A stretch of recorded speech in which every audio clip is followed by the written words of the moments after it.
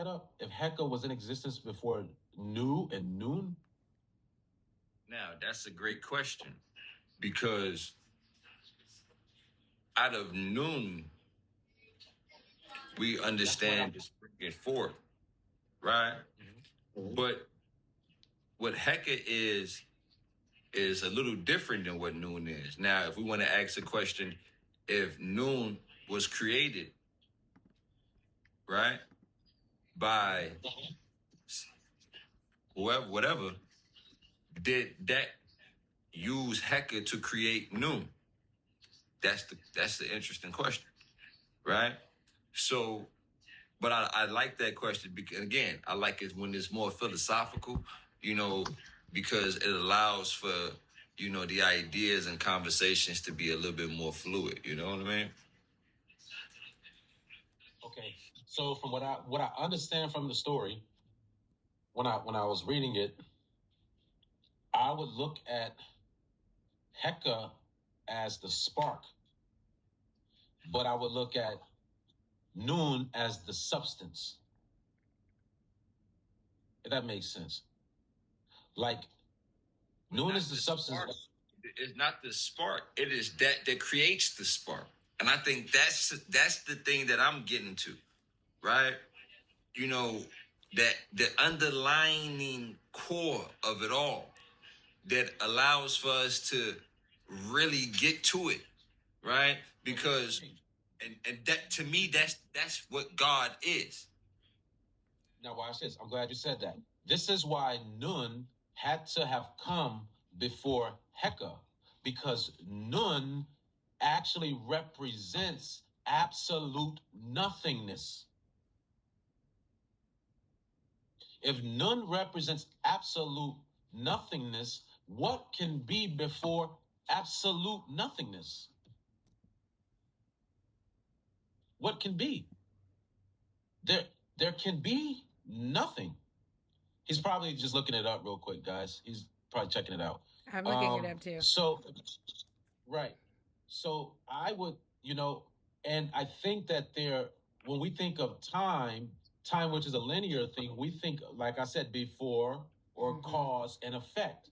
But we're going before the origin, before that. We're going to the source. So there is no cause. Yeah. Okay. Pardon. I hear you. So if we're going before there was cause and effect, you see what I'm saying? And what I just looked up corroborates what you said, by the way. This is for the record, Okay. So source, there is no origin to source. Like we said, source creates origin. But that's and out of origin, time and procession and cause and effect then begins to trickle down. So now if we're going to the source, there is no time to say this was before this if they're both in existence, right? So if absolute nothingness is there, the potentiality can become there. Or this is before even potentiality. Wait, so if there's absolute nothingness, there's the potential for everything. 100%, right? But this is where it gets so enigmatic, to say the least, right? Because that absolute nothing exists. Yeah. Right? Yeah. So just take a second to ponder that for a second. Right? Because it's so subtle, but it's so powerful that it can easily go under the radar or above the radar. Right? Absolute nothing exists. So because it exists, it is not unfair to pose the question, how? Right? But it doesn't exist. It does exist. No, it doesn't. It does. Let me explain it. If it is nothing, it doesn't exist. That's put a See, now you don't understand what existence is. No, I'm going to say that puts a parameter on existence. Yeah, existence has a parameter. It doesn't. Things can be outside of existence. things can be extinct, so I get that, you know. So this is what I'm saying. Existence has a parameter. As a matter of fact, when you think of the word existent, it means something exiting out of something or coming into something. That's what existence means.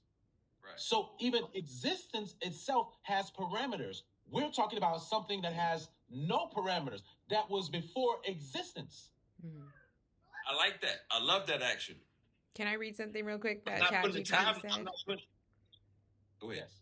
It says absolute nothingness can't be before or after. Time, sequence, cause, those don't exist in nothingness. Thank you. So existence doesn't, that proves my point.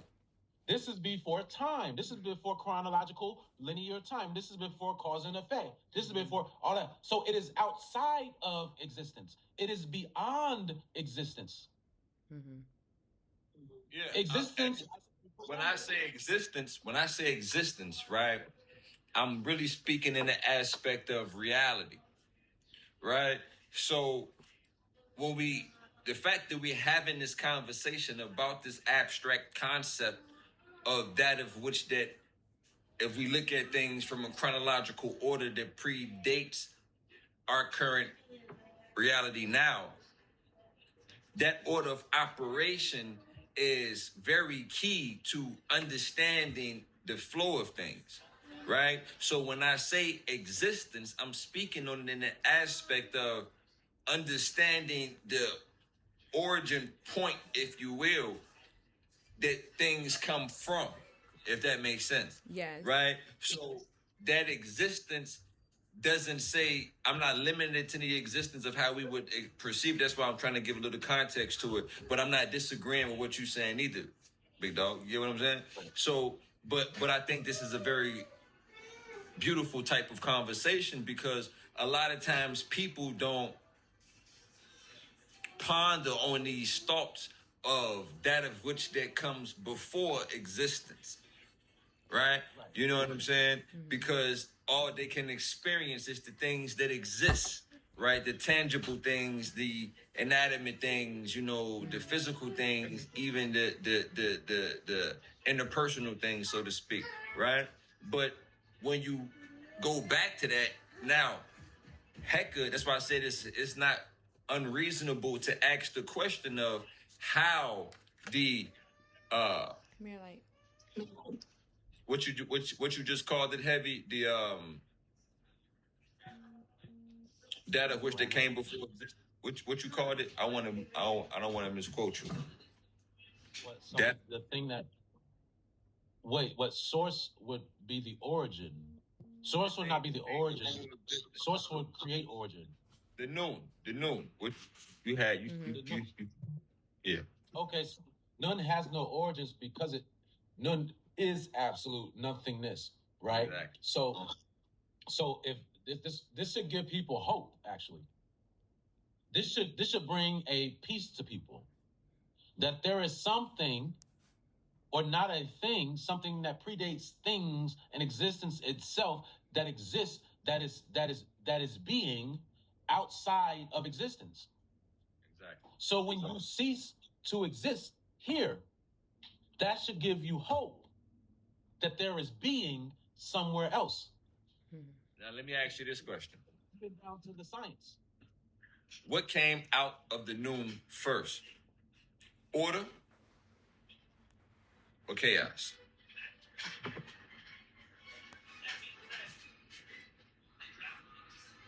Potential comes first. Out of the noon.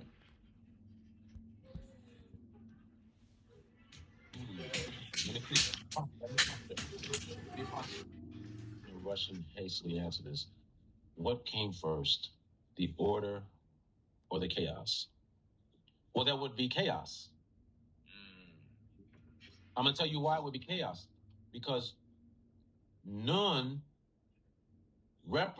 is represented by chaos. But it's nothing. Can you look up the correlation for me between none and chaos, N-U-N, and chaos? Because there is... I don't make sure we're clear though, right? We said that the noon was the nothingness. And you said out of the noon comes the potentiality. But if the noon was nothingness and the noon is chaos, then that means that the noon is something. Chaos. Well, yeah, because remember, we know that there was being before Ma'at. Because when you go into the text, it said Atum could find nothing to stand up on, so he made Ma'at his foundation. Nun was those chaotic waters that were in the beginning. You see what I'm saying? These waters that was there. But this is why Ma'at is so important. Order is considered the intended state. So things, you see? So I'm glad you said that. Things had to come into being and then be placed in order. I'm glad you said that, right? I'm so glad you said that. Because, a lot of times if we look at this thing from a, what they will call cosmogeography, so to speak, the origins of the formations of the planets, right? And let's say our solar systems particularly, they would tell a story that, there was chaos, right? And that these planets had to,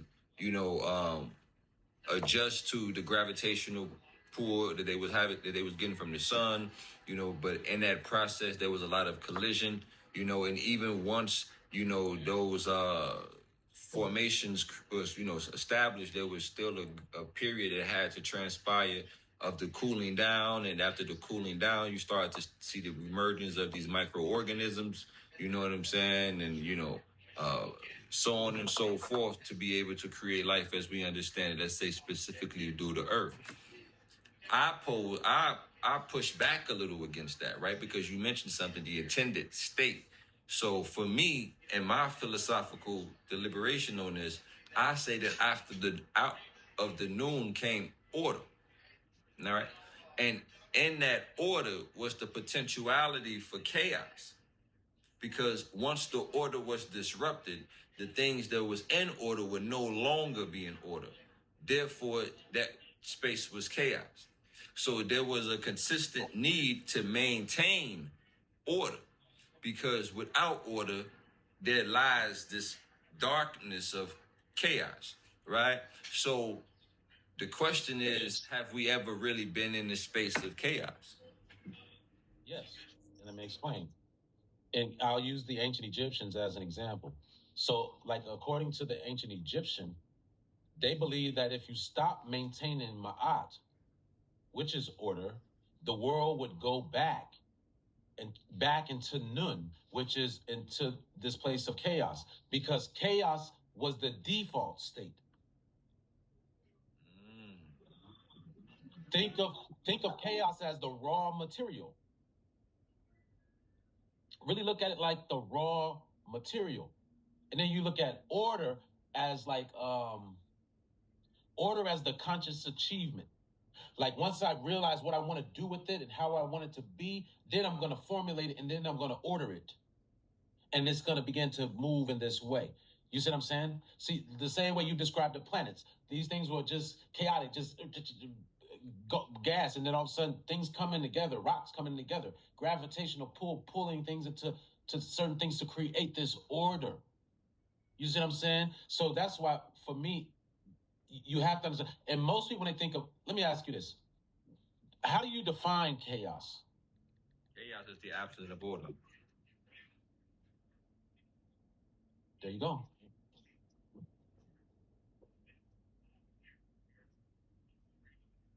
Or it's not. I'll take it. Matter of fact, I'll take it a step further. I'll take it just a small step further. I would say that chaos is unorganized potential.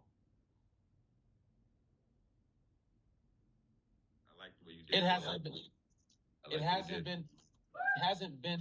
It hasn't been arranged. Once it becomes arranged, then it becomes this other thing. So don't look at it as evil. Most people, when they hear chaos, they think of evil. Chaos is not evil. No, I'm glad you said that for sure. But so when we understand, it's like, so for me, we're talking about this organized chaos. Right. If I just had raw data, that's chaos.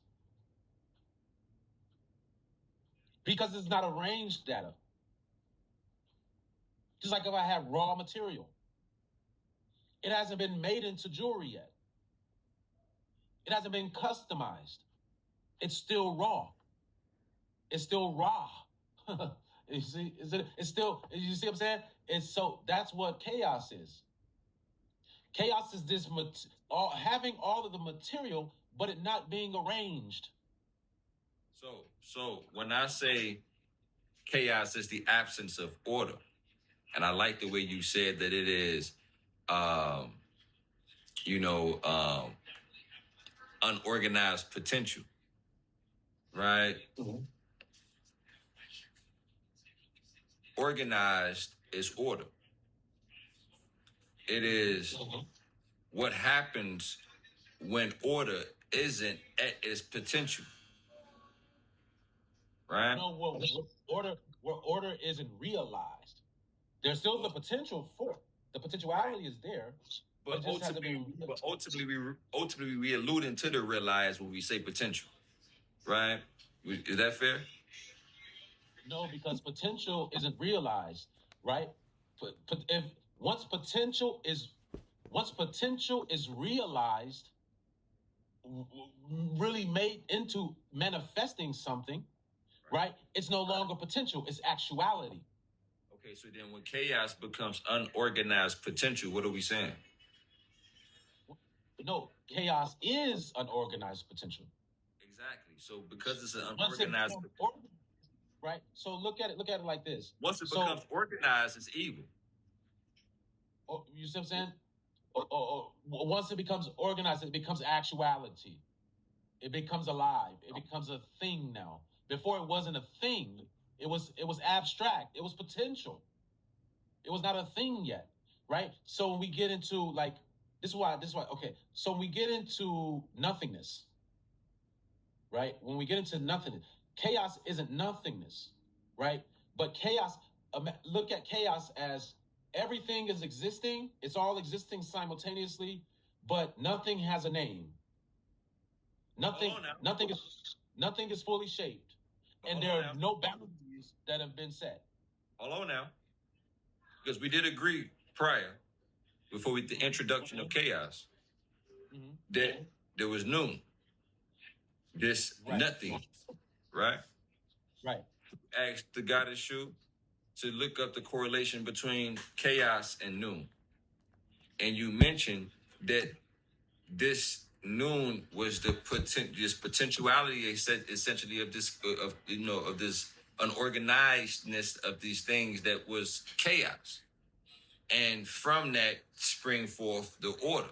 So now, if we saying that chaos isn't nothingness, then chaos cannot be equated to noon. Is that fair? Well, yeah, I'm gonna tell you why. Okay, so when we're saying, okay, none is productive chaos. And what I mean by that is potential. Look, it's productive chaos because it has potentiality. But when I'm talking, there's another form of chaos, which is destructive chaos. This is what the ancient Egyptians call isfet. They call this isfet, right? So now when you're talking about nothingness, let's get into that no thing, right?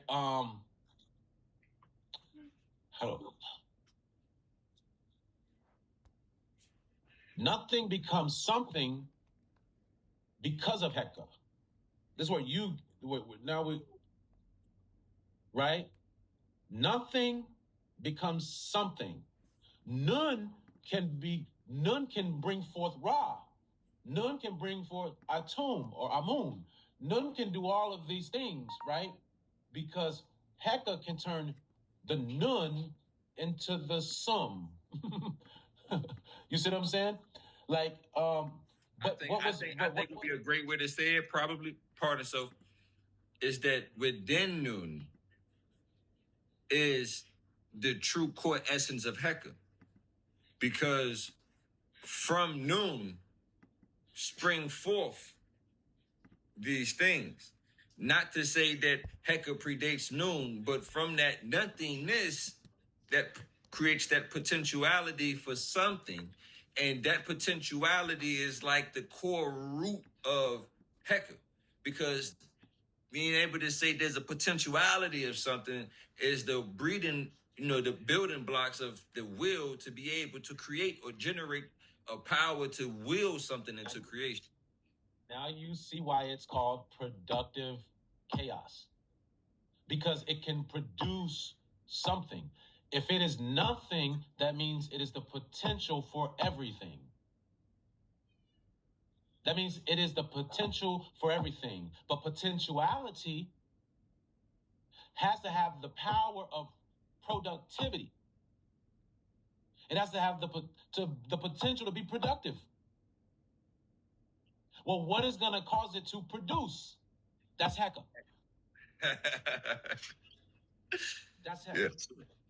Right? So, but that's why I say if we, as we taking all of this information in, when we look at noon, that primordial waters, if you will, that primordial waters has to house Heka, right? Like the waters have to be Heka, because from those waters spring forth all of these things that we associate with creation, the creation of our tombs, so on and so forth, and those gods had to call upon Heka to create further. So it was almost like the passing on of the waters, if you will. But we got to understand this. There's a reason why. That's probably why the woman got amniotic fluid in her womb. You know what I'm saying? But see, people don't understand the metaphysics of water. See, there's metaphysics to water. And why none or nothingness would even be equated or metaphorically spoken of to the degree of being water. Right? So when you get this imagery of a watery abyss, this has been used across like every culture. Every culture, from the ancient Egyptians to the Greeks, even to here in America. Because water itself is the perfect physical metaphor for infinite and formless potential. So us as humans, we have to make things relative. So the only thing that we could think of that was ever expansive, if you were looking out in the middle of the ocean, it looks like it's far expanding. But what form is water? Water has no form. It just takes the shape of whatever it's in. It just merely takes the shape of whatever it's in. If I put water in this thing, water takes that shape. If I put water in that thing, water's going to take that shape, right? So water is formless, right? And it looks expansive. It stretches so far out. So how do we explain nothing that's expanding everywhere? The closest thing that we have that's relative is water. Facts. That would be water. So metaphysically, I could say there are water is the only one that really exists in multiple forms, right? Solid, liquid, and gas. You know what I'm saying? Right. So it goes into these different processes, but still remains the same thing. So that's like life. Life goes through all of these different processes, but it still remains the same thing. Life. That tree has life. This human has life. That snail has life. That thing, that has life. But it's just life in all the different forms, but it's still life. You see what I'm saying? So there are the three reasons. Oh, I'm just saying. Oh, they're the... Hey. there will be 3 to 4 reasons why nothing can look like water, right? So most people see, okay, how can I explain this? Let me really dig into myself to really express what I'm trying to say. Let me take a second to really get this down. Nothingness is fluid. No pun intended, but pun intended. You get what I'm saying? Right. And when I say fluid, it's not viscous like water, but it's fluid. Exactly. You see what I'm saying? There's a flow. So Yeah. before the mind speaks a word or sets any, like, hold on, let me not take that approach. If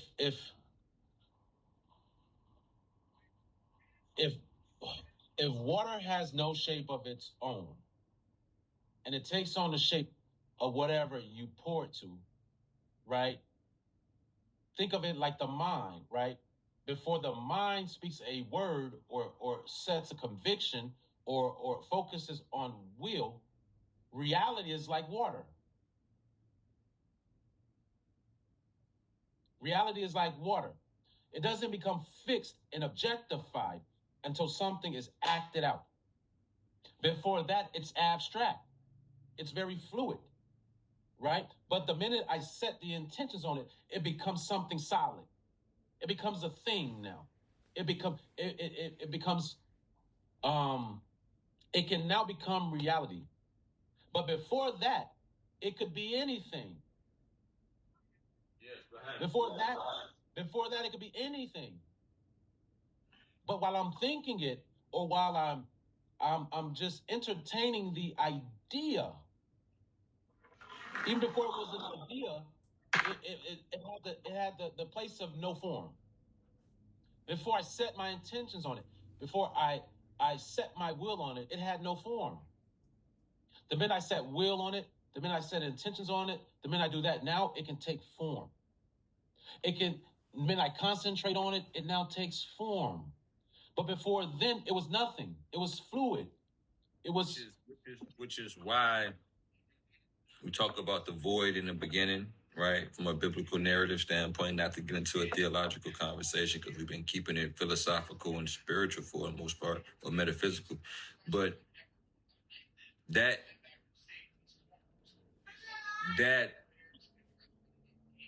process still, to me, right? Not to hang my hat to.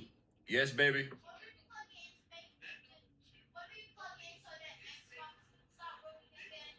Okay, here I come, boo.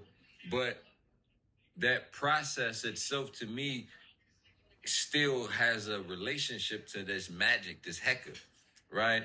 You know, that is still in play in a way. You know what I'm saying? Even in this most underlying sense, which is why I say, even in that void or formlessness, if you will, that potentiality in itself is the root of Heka. It's just, what you need? Oh, okay, bet, boom, bam. You know what I'm saying? That motherfucker swirling. You know what you want? Oh yeah, boom, bam. There you go. Here you got it. You know what I'm saying? And this constant mixing of just potentiality, right? You know, we even know this in the understanding of physics, right? You have potential energy and kinetic energy. You know what I'm saying? And that potential energy always has a way to become kinetic. You know what I'm saying? By way of the operation of potential of just energy in itself, right? So even science kind of corroborates that in some way. You know what I mean? Someone says, but chaos is what becomes actuality at the end of it all. Wait, what? I get what they're trying to say. It's like a But Luciferian. chaos is what becomes actuality. No, chaos doesn't become actuality. Actuality is birthed out of the chaos, right? Like I said, there are 2 different forms of chaos, and most people mix up these different forms of chaos. like I said, there's a productive chaos, and then there's a chaos that is bent on destruction. The Egyptians had two different words for this because they understood this concept. But when we're going, but back to this nothingness, because I don't want to forget this idea and why we described it to be in such a way like water. So nothingness is not actually water, but waters share similarities to chaos just based off of its nature of being to a certain degree. Like I talked about how you can put water into things and it takes on that shape. So it's adaptable, right? But also, water is, nothingness has life giving potential. Nothing has life giving potential. Matter of fact, the first forms of life on the planet came up out of water, right? It all came up out of water. So water caused things to spring into existence, right? That's like nothingness. Nothingness had the potential for everything. So things had to arise out of nothing. So it was life giving, right? The same way that water is. But also nothing is like water because nothing has depth to it.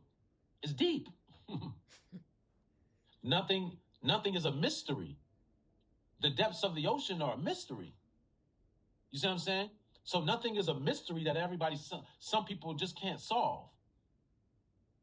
It's the great mystery. Well, what is nothing? The way we talk about nothing and the way we do having knowledge of nothing. See, that's a profound thought in itself. I have a lot of knowledge about nothing. And that doesn't mean absent of things, right? That means the potential for everything and understanding the knowledge of the potential for everything. So a lot of people don't understand that concept. And this is why the unconscious mind has a connection to nothingness. No, for 100% facts. I think also the conscious mind has a connection to everything. No, 100%. I think too, though, like that power of not knowing resides in the knowledge of the nothingness. You feel me? The power in not knowing, right? You know the old saying, a wise man is not one who knows everything, but knows that he knows nothing. The power in knowing nothing is that knowledge, that a lot of knowledge of the nothing. Mm-hmm. You get what I'm saying? Excuse me. Yeah.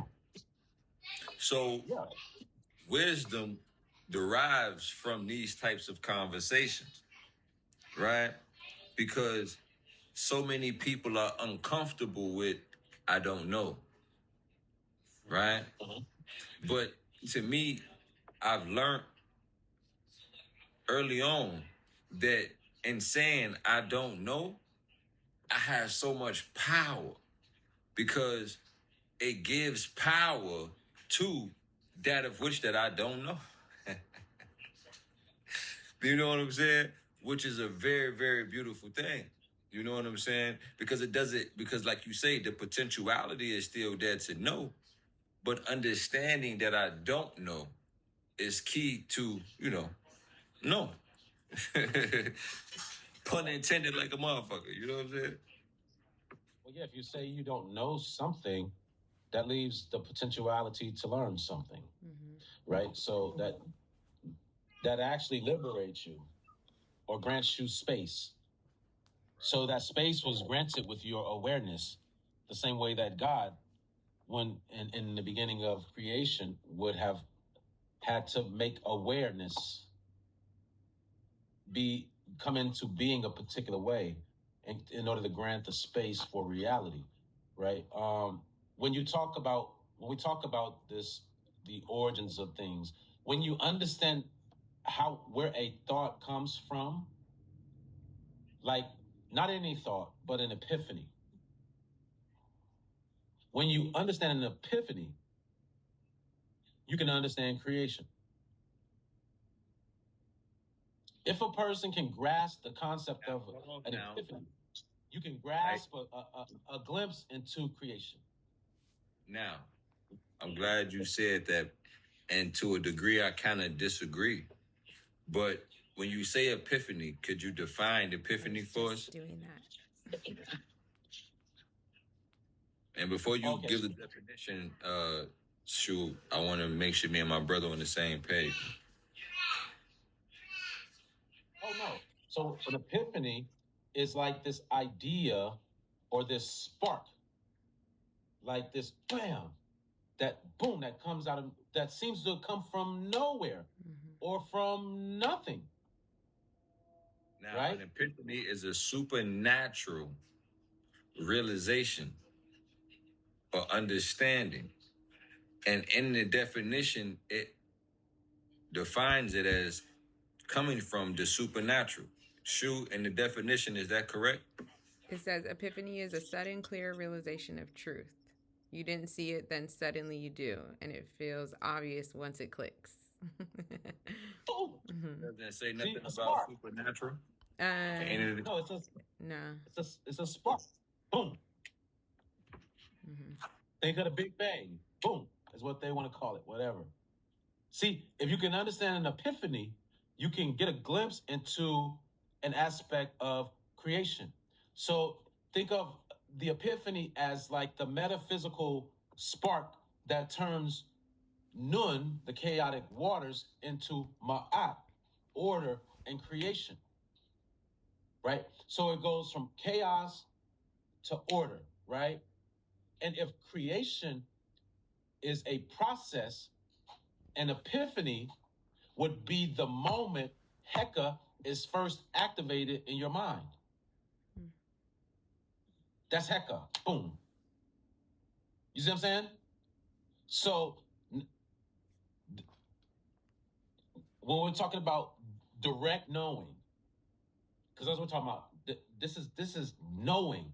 This is literally a point of knowing. So the epiphany is the moment of knowing, or gnosis. Literally the moment of gnosis.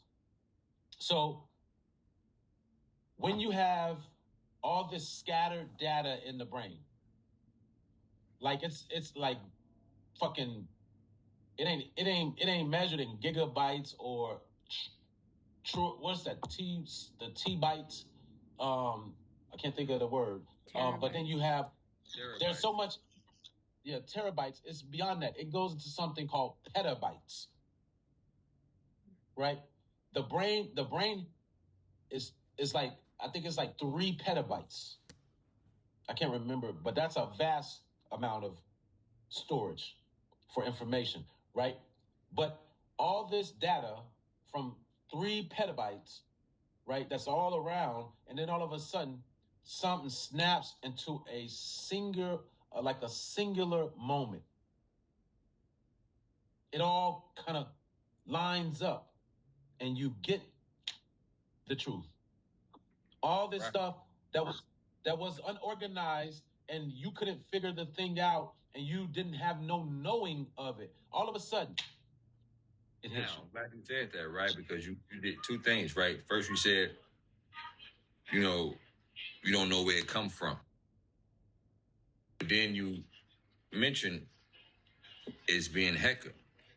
Why I mentioned the term supernatural, because in some definitions, the word epiphany is associated with the supernatural, right? Which is essentially what you alluded to, which is this sudden realization, of something. And the point of origin doesn't necessarily make sense.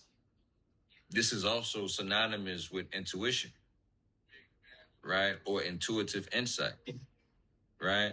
And intuitive insight or intuition is understanding without reason. You feel me? So this epiphany is directly correlated to the intuitive, right? Which directly correlates, in my opinion, to, God, or going back to this like how you said it, Heka, right? this magical awareness, if you will, and I'm using that word very loosely. You know what I'm saying? Right. So when you're talking about like I'll go with what you just said right there. Creation, in most stories, you'll have that creation begin with the word. God spoke things into existence. There was this speaking. There was this word, or there was this just a thought. Because the word would come from a thought, right? And the epiphanies have correlation with thought, right? So, hold on, you got your shades on, nigga. Hold on. Epiphany. Yeah, we put our shades on at night, nigga. You know. I got this light in my eyes. So an epiphany is your personal like version of the first cause. You can literally understand how the first cause was caused if you understand an epiphany, right? So before you speak something into existence, right? Before you literally speak it into existence, you must first have the epiphany. You must first the epiphany comes before. It comes before because the epiphany is like the clear mental imagery of it. So it's like aha. Well, I get what you're saying. I get what you're saying, but that would allude to the fact that all creation has that aha. Sometimes it could just be an innate response. As it says, as God said it be, it shall be, and it was. And in that isn't always a aha. This is what the fuck I said is gonna be. Right? So this is what it's going to be. In relation to God, that's just a, I hate to use this word, but the will of God. You know what I'm saying? So in that becomes trees, house, cats, dogs, birds, worms. You know what I'm saying? And it is, right? So I don't think that in creation it has to be that aha as of an epiphany, but it can be what I say to be is. Now, an epiphany is that understanding of something. And it can be an idea. Like, oh, so I do get that, right? But see, that's the thing. I'm not saying that God has epiphanies, because an epiphany, epiphany applies. An epiphany implies that there's a transition from not knowing to knowing. What I'm saying is an epiphany has relativity to the creation of things, because the not knowing to knowing is something going from the nothing to the something. So there's a correlation on that level. But if there's a God and he is all knowing, it cannot, or that energy cannot have an epiphany. You see what I'm saying? So right. Okay, all right, okay. So that's all I'm saying. That's all I'm saying. God can't be surprised. You get what I'm saying, bro? You know what I'm saying? God, like, oh shit, let me create trees. I had an idea. Trees, yeah, trees. Here we go, trees. Hell no, it was like trees. You know what I'm saying? So, in a sense, from an earthly perspective, right? I do wanna pose a question to you, Hev, just to switch it up a little bit, if I can, to you. Because one of my favorite subject matters, and one of the things that I'm going to be presenting on this platform is there's a huge audience that is interested in UFOs and aliens and all of that as they understand it. But not many of them really understand, the shit that I've shared, but there's even more things that has come out that is even much more compelling that, sparks interest in the people. You may have heard of this recently, but there have been 12 scientists, not just any regular scientists. 13. Okay, so right? Nuclear scientists. not all nuclear scientists. Some of them work specifically in just propulsion. Some of them work specifically in nuclear. Some of them work with nuclear fusion. Some of them work specifically with the department heads that house all of this information specifically. McCaston, General McCaston, who was the biggest nigga you could think of when it comes to this shit. Like literally the biggest nigga you could think of. So I guess because you have knowledge of it from just this interaction, do you give any credence to that? Have you pondered on that? Have you done more research than you've already done on it? And if so, what's your thoughts on that? Because I think this is a very interesting subject. Well, it's not much information that they're giving us when it pertains to the whereabouts of these scientists. You know what I'm saying? And when I say whereabouts, they've just been recorded as dead. No, not all of them. But see, you got it. That's not all of them. Some of them are just reported as missing, right? So you know what I'm saying. This is what I'm saying. So many of them have been reported as dead, right? So this is what I'm saying. I don't think any of them are dead. I think some of them are actually dead. Some of them have actually been killed, gunshot wounds, autopsy, all that. Like I don't. Wise, we're getting information from the news, and I'm aware of that. So I'm aware I know how propaganda works. I understand your reluctancy to accept certain things. So no one in all this technology that we have today, all these cameras everywhere, no one was caught or seen getting popped. So okay, so there's a specific scientist who worked for NASA as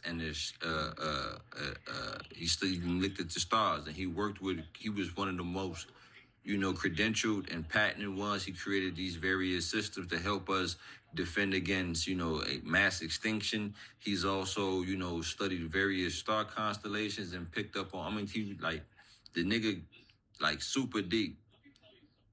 The way he got killed was some nigga he saw a nigga on his property. He called the police. Police come out. They pull up to the scene. They find this nigga walking around on the land with his gun on him. The nigga get this excuse that he ain't, he just walking around, going to the doctor, whatever the fuck. During this time, you got to think about this time. This is back in 90s, early 2000s, where body cam footage wasn't a thing. You know what I'm saying? So these are not recent accounts, right? Hold on, you moving back to other stories. I'm talking about these 13. No, I'm saying, but you got to understand that in these situations, they all are tied in, right? So in the most recent situation, I can't believe you're this naive, Wise. I really can't believe you're this naive. Well, obviously, I wasn't associated with anything that dealing with, being naive, because I'm a nigga that do my due diligence on this type of shit, right? And I could tell when the due diligence hasn't been done, because when you have actually assessed the material and the evidence and information at hand, you would see why this is all over the news right now, right? And when you have congressmen like Congressman Burleson, coming out and talking about these things, and you even hit Trump coming out talking about these things, this is a very, very profound thing. And when you really know what these people have been working on, which is why I wanted to pose the question to you, what do you think are some of the implications of these things? Now, whether or not you believe these people are dead or not, I don't want to, get into that, because we don't know. But what we do know is that they ass is missing. However way you... It's something I don't have to explain to you. How did our NASA program begin? I don't know. World wars, the taking of scientists, German scientists, giving them asylum here in America, having them presumed to be dead to their German counterparts, and came over here and created our program, our NASA. Yeah, the German Nazi rocket scientists that came over here to work on these different rocket tests to be able to create They were the Saturn they were rocket. presumed and legally dead in Germany. I get what you're saying, and there is a theory that these scientists were kidnapped by adversary forces, in an attempt to be able to either extract information from them or get them to work on their advancements or at least neutralize their efforts that they were having with America. So that is a working hypothesis theory as well. So I'm not opposed to that in any capacity. Yeah, but for those, but I don't think it was another country that did it. I think it was us. That's potential as well. But when we say adversarial, that don't necessarily mean another country, right? So let's make that clear. You get what I'm saying? These niggas are prisoners 7 miles underground, working in some private project, and they can no longer see their families and things anymore. You have your rights have been stripped of you. You are a prisoner and a worker for us, not because of what you can do, but because of what you know and what others could gain from your knowledge. We take you away from everything. But those people who don't know the timeline of things, General McCaster went missing in the most recent occurrence. This guy was the head of all of the UAP UFO departments that overseen at Wright's Air Force Base. All of these spaces that house the 1947 Roswell crash and all of these other pieces of information that is known to be excuse me, that is known to be top national security information. He had all of these programs. Guess what, guys? We were just talking about. Go ahead. Real quick. This is to your point. He disappeared, right? 3 days after Donald Trump went on social media and said that he requests that all government officials release all information that they have on UFOs and UAPs. All programs, all agencies. 3 days later, this nigga come up missing. Oh yeah, I would have expected. So I'm just saying that's to your point. You get what I'm saying? Yeah. Well, guess what he is? We were just talking about potentiality. This nigga was a potential whistleblower. And you know it's funny. I don't know if you know. I don't know if you know this or not. He's a potential whistleblower. I don't know, but I don't know if you know this or not about General McCaster, but he was working with this what they would call a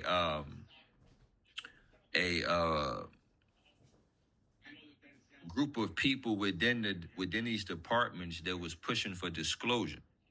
And because he was at the head of it and he was one of the top ones that was pushing for disclosure, I'm talking about when I say like the head of it, I'm talking about the head of it. And if anybody want to challenge that, I dare you to go look into it and then tell me I'm wrong because I've done the due diligence on it. 3 days after Donald Trump said that, this nigga come up missing. This the head of the head. You feel me?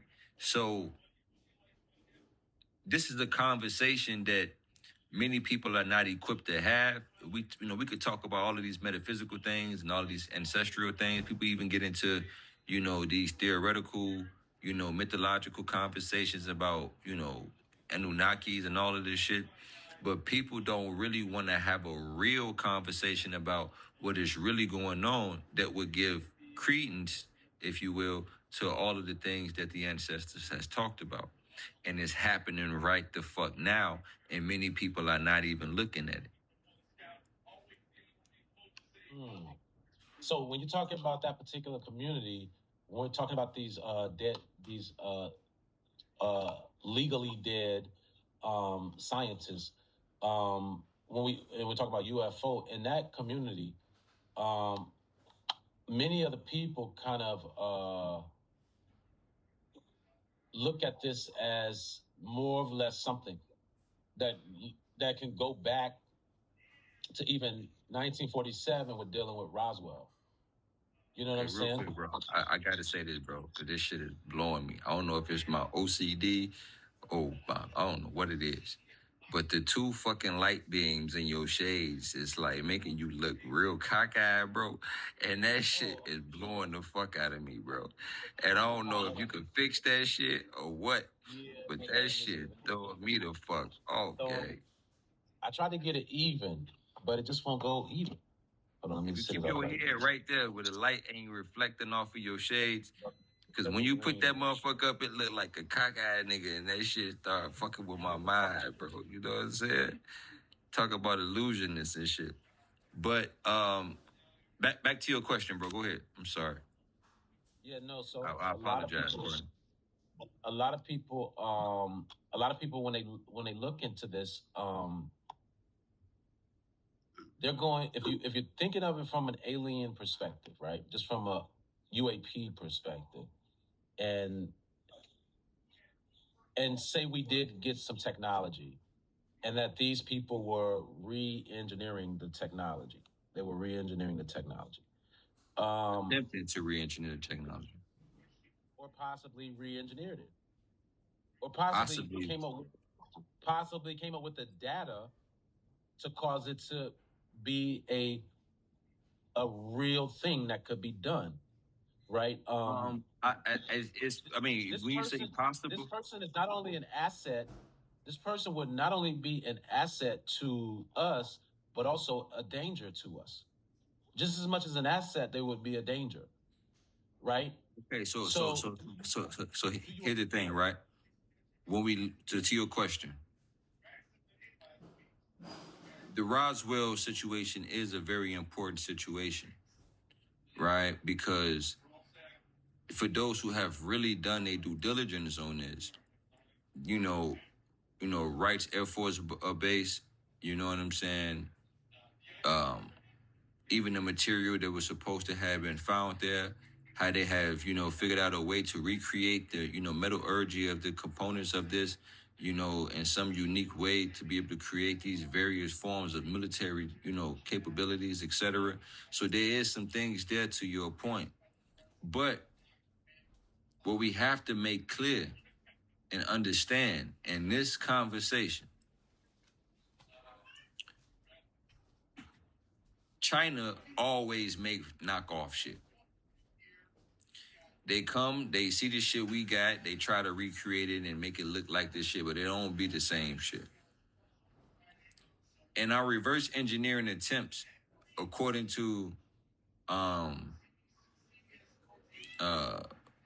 the head of the ASAP program, who also named is McCaslin, who wrote multiple books discussing the situation in regards to these things. And all of the information that we have received from the top officials, we have not successfully reverse engineered these craft. Now, do we have what we call ARV? What they call alien reproduction vehicles? Yes. But they are not, it has not been proven, I should say, that they have successfully reverse engineered the propulsion systems and the fuel source of these craft. And I think that's a very key distinguishment that has to be made in having these conversations. And again, when I start going live, I have tons of different things to be able to show, because I really want people to really understand what the fuck is really going on. You know what I mean? Right.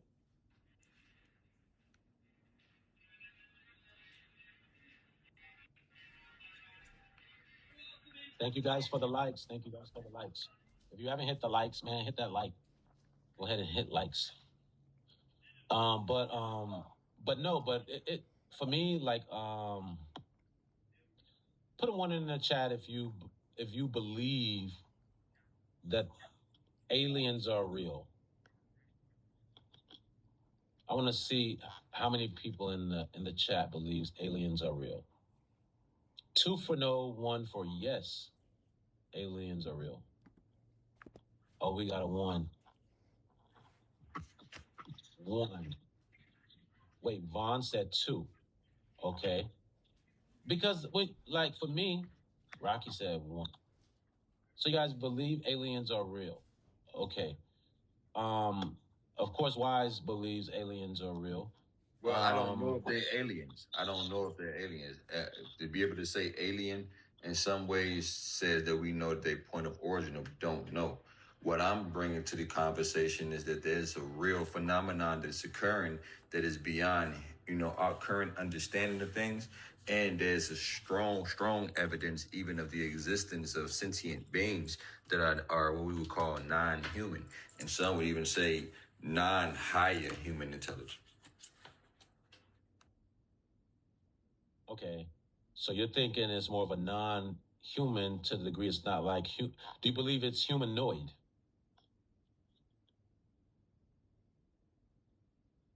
Like it's bipedal. It walks and communicates. You know what I mean? Like on that level. That's the real interesting question. For me, I think technology is way more advanced. Yeah, I do, partner. So, bro, I do, because we have evidence of that, right? But I think what happens a lot of times with that question, especially like if you was to ask, Neil deGrasse Tyson or something like that, they would say, well, what are the chances that this being would also have some of the same phenotypical, makeups of the humanoid species? This is a very, very interesting thing, right? And what that does is take away from what we actually are observing, right? So it's okay to have this level of pushback and be like, yeah, this shit ain't something, But if what we seeing is what it is, we say, well, why? What are we seeing? I've went deep into this whole conversation about the Nazca mummies and all that. I've shared things with you about it, whatever, right? But even in that, we see examples of such, right? So, and this is scientific findings, right? And I'm willing to go blow to blow with anybody in regards to this. Me and Chief Why Not went back to back about this shit, and he really couldn't fuck with my level of... Suck me into this conversation now. Nah, that's why I said to switch it up a little bit, because I'm just flowing with you. I'm just rocking out what you got. No, I want you to save this for your, for when you really break it down. I don't even really want to go into it that much because I know we're gonna talk a lot about it. We ain't gotta go too deep. I just wanted to pose the question just to spark the interest and get like that on that type of time like that. Oh yeah, but going back to the nothingness, I believe that there are people, not people, but beings that have a better understanding of potentiality. Right? When we're talking about that. Why wouldn't it? I mean, when you talk about potentiality, the human, if all that you said is correct, the human mind understands potentiality very, very, very much. Just the mind itself, so to speak, right? And when we observe through our eyes, we see potentiality everywhere we see. Potentiality for food, potentiality for shelter, potentiality for safeness, potentiality for protection, potentiality for exploration, etc. So when we look up into the cosmos, we see the potentiality for life elsewhere, right? So, and it's just a very evident and very, very, very fundamental thing, right? And based off of science, you know what I'm saying? Science corroborates this thing. It just doesn't say it in the black and white way to where it's like, that's what it is. But in the most recent Harvard, investigation, I challenge anybody to go look this up. There have been what they call biosignatures picked up on one of these exoplanets, one of these Kepler planets, that produce biosignatures that is consistent with marine life forms on Earth, right? So, and I think it's like 4 light years away or some shit like that. But even science corroborates the fact that these things exist on a multitudes of planes. You get what I'm saying? So we have to, take that into consideration. Yeah, I think that, like I was talking about life, and water draws similarities to life to the degree that where it can just take on different shapes based on the environment, right?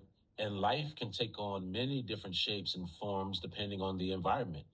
And some of these shapes and beings that life could possibly take on, I don't think we've even fully imagined, what that could look like. How could we? How could we? Right? This is that unknown that we talked about earlier. Now, this what I'm saying. So that life could be very much so present with us now, but we wouldn't know it because we don't know what it looks like. We haven't even fathomed it. You know what I'm saying? Well, it could look like it could look like a microscopic organism. Yeah, 100%. It could look like it could look, you know what I'm saying? And to any degree. So this is why this is why I don't talk about technological creations of these beings, because it shows a whole nother level of interaction with reality, right? So yes, we can see, we just found on Mars, a organism fossils that was billions of years old to show science that life could have existed on this terrain, in the far distant past. So we know that life comes into a multitude of forms, but that's never really have been in question, right? The conversation has always been, has intelligent life forms as we understand ourselves to be, as quote unquote human beings, existed and interacted with humans on planet Earth? That's the question, right? And that question. Oh, and Queenism, we're talking about at this point aliens. I wanted to say this talk for Wise Live because I already know he's gonna come with the presentation. We ain't gotta go too deep into God. I wanna kind of save it. Queenism, you got yourself in some trouble earlier, huh?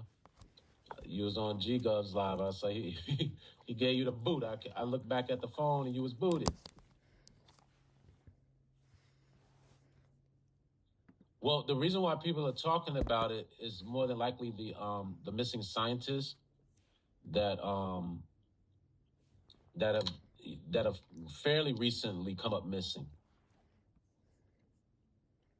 That's why you might be hearing the talks right now of these particular scientists. I mean, or the topic of aliens.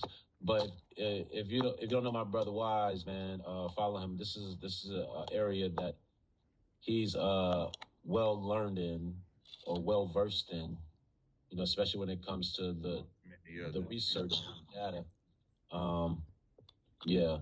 So she said, yeah, because there's always a man that has a problem when I ask questions when they know when they know they're not making sense.